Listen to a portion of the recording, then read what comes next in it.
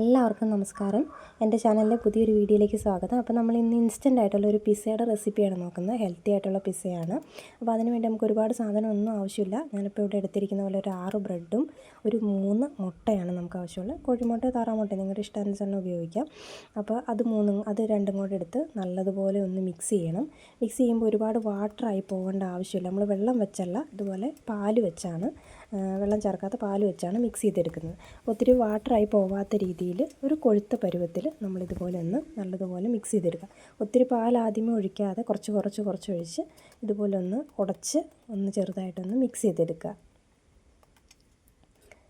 ഇങ്ങനെ ഒന്ന് മിക്സ് ചെയ്തെടുത്തതിന് ശേഷം അതിനകത്തോട്ട് ഞാൻ നിങ്ങളുടെ മധുരത്തിനനുസരിച്ച് ചേർക്കാം. ഞാനിപ്പോൾ ഒരു 3/4 സ്പൂണ് പഞ്ചസാരയും ഒരു 1/2 ടീസ്പൂൺ ഉപ്പും ചേർത്തിട്ടുണ്ട്. എന്നിട്ട് പാൻ അടുപ്പത്ത് വെച്ച് തീ കത്തിച്ച് ഇച്ചിരി നെയ്യ് അതിനകത്തോട്ട് ഒഴിക്കുക.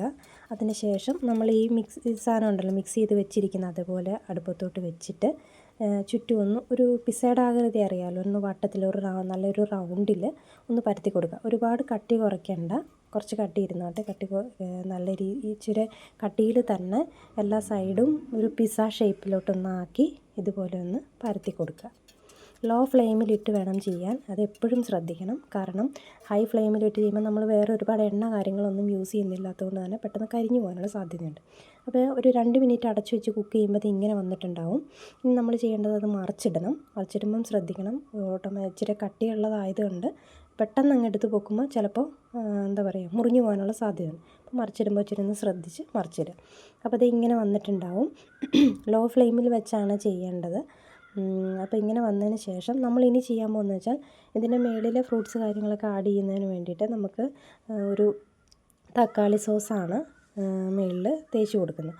അപ്പം എരിവിന് ആവശ്യമായിട്ട് ഞാനിപ്പോൾ ഇവിടെ ചേർക്കുന്നത്, ഇപ്പോൾ കുഞ്ഞൊക്കെ ഉള്ളതുകൊണ്ട് ഒത്തിരി എരിവ് ആവശ്യമില്ല. അപ്പോൾ ഞാനൊരു കുറച്ച് കുരുമുളക് പൊടി, ഇവിടുത്തെ എരിവിന് ആവശ്യമുള്ള കുരുമുളക് പൊടി ഞാൻ ഈ സോസിനകത്ത് കലക്കി അതാണ് ഇതിൽ ചേർത്ത് കൊടുക്കുന്നത്.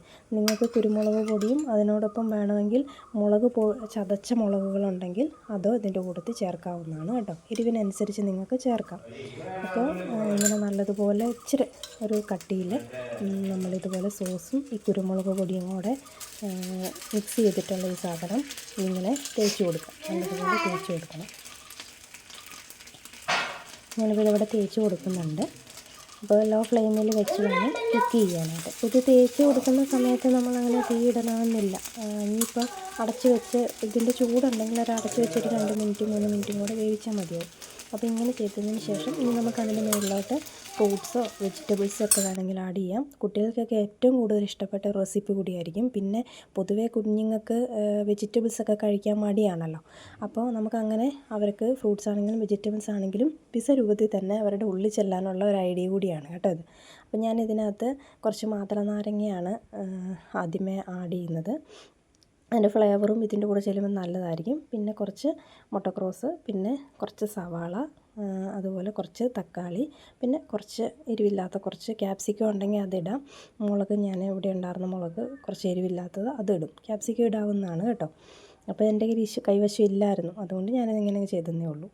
പിന്നെ ഒരു ചീസ്, ആ ചീസ് നമ്മൾ എല്ലായിടത്തും ഒന്ന് വരാൻ പാകത്തിന് നല്ലതുപോലെ ഒന്ന് ഇതുപോലെ ഒന്ന് ചെയ്ത് കൊടുക്കുക കേട്ടോ. അപ്പോൾ ഏകദേശം നമ്മുടെ പിസ്സ ഫൈനലിലേക്ക് അടുക്കുകയാണ്. അപ്പോൾ ഇപ്പോൾ തന്നെ നല്ലൊരു സ്മെല്ലും കാര്യങ്ങളൊക്കെ വരുന്നുണ്ട്. പിസ്സയുടെ ബ്രെഡിൻ്റെയും മുട്ടയും എല്ലാം കൂടെ ചേർന്ന് പിന്നെ ഈ സോസും വെജിറ്റബിൾസും എല്ലാം കൂടെ ആകുമ്പോഴത്തേക്കും നല്ലൊരു സ്മെല്ലായിരിക്കും. പിന്നെ ഇനിയിപ്പോൾ ഒരു 3 മിനിറ്റിൻ്റെ ആവശ്യമേ ഉള്ളൂ. ഒന്ന് അടച്ചു വെച്ച് ലോ ഫ്ലെയിമിൽ ഒരു 3 മിനിറ്റ് നേരം അടുപ്പത്തിരുന്നാൽ മതിയാവും. അന്നേരത്തേക്ക് നമ്മുടെ പിസ്സ റെഡി ആയിട്ടുണ്ടാവും. തുറന്ന് നോക്കാവേ, കണ്ടോ ഇങ്ങനെയുണ്ടാവും.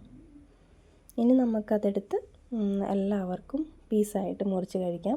ഒരിക്കൽ പോലും ഇങ്ങനെ ട്രൈ ചെയ്ത് നോക്കിയിട്ടില്ലാത്തവർ ഒന്ന് ട്രൈ ചെയ്ത് നോക്കണം. സൂപ്പർ റെസിപ്പിയാണ്, നല്ല ടേസ്റ്റാണ്. എപ്പോഴും കടകളിൽ നിന്നൊക്കെ പിസ്സ മേടിച്ച് കൊടുക്കുമ്പോൾ അത് കുഞ്ഞുങ്ങൾക്ക് പെട്ടെന്ന് വയറിന് പ്രോബ്ലം ഉണ്ടാവും. അപ്പോൾ നമ്മൾ അവരുടെ ആഗ്രഹം സാധിക്കുകയും ചെയ്യും, എന്നാൽ വേറെ പ്രശ്നങ്ങളൊന്നും ഇല്ലാത്ത രീതിയിൽ ഇൻസ്റ്റൻ്റായിട്ട് നമുക്കിത് ഉണ്ടാക്കി കൊടുക്കുകയും ചെയ്യാം. അപ്പോൾ ഒരിക്കലും ട്രൈ ചെയ്ത് നോക്കാത്തവർ ഒന്ന് ട്രൈ ചെയ്ത് നോക്കിയിട്ട് അഭിപ്രായം പറയുമല്ലോ.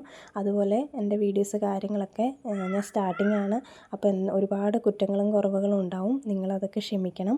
ഒപ്പം എൻ്റെ ചാനലിലെ വീഡിയോസൊക്കെ കാണണം. എല്ലാവരും സബ്സ്ക്രൈബ് ചെയ്യണം, സപ്പോർട്ട് ചെയ്യണം. ഓക്കെ, അപ്പോൾ പുതിയൊരു വീഡിയോ ആയിട്ട് കാണുന്നതുവരെ എല്ലാവർക്കും ടാറ്റാ, ബൈ ബൈ.